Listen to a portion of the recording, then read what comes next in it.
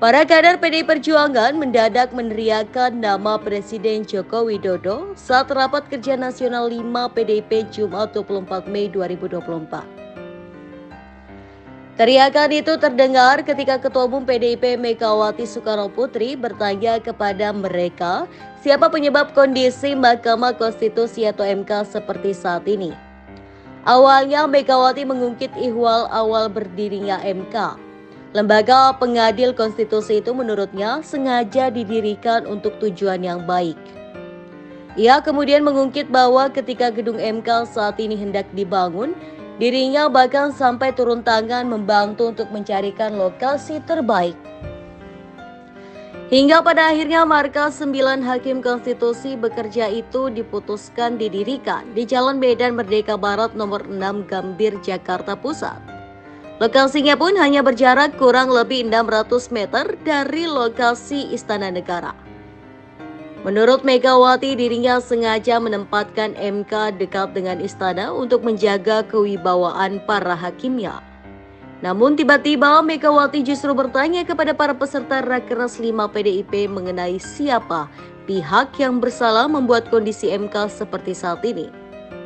Mendengar pertanyaan tersebut, sejumlah kader PDIP justru meneriakkan nama Presiden Jokowi. Megawati meminta kader berteriak lebih kompak dan keras untuk menunjukkan kesolidan partai.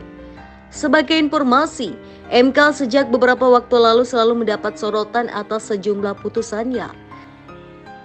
Salah satunya mengenai putusan nomor 90/PUU Strip 21/2023 tentang batas usia pencalonan calon presiden dan calon wakil presiden.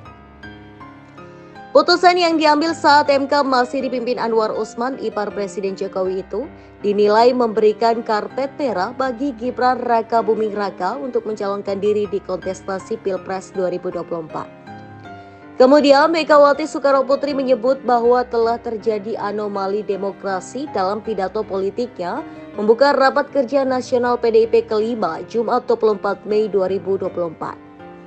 Mengutip pemikir kebinekaan Sukidi, Megawati mengatakan bahwa anomali tersebut melahirkan kepemimpinan otoritarian populisme atau otoritan populis.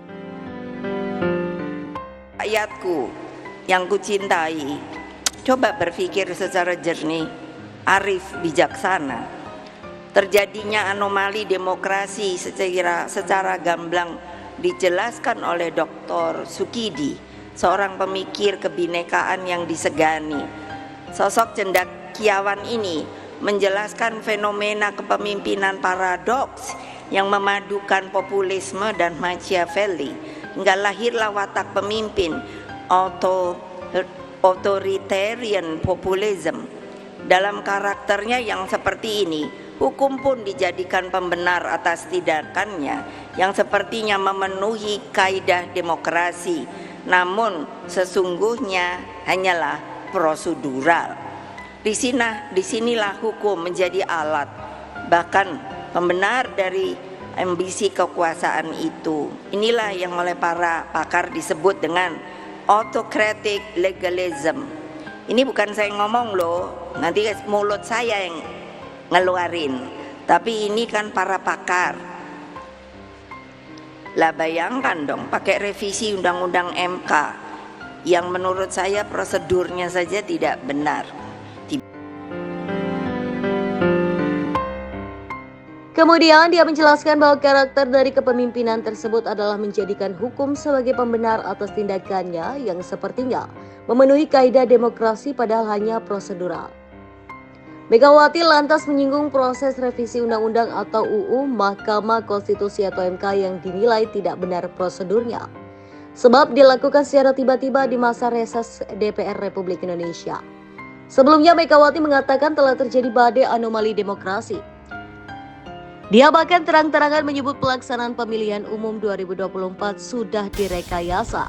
Namun Megawati menegaskan bahwa PDIP diajarkan untuk percaya kebenaran pasti menang, yakni Satyam Eva Jayate sebagaimana tema dalam Rakernas kelima PDIP.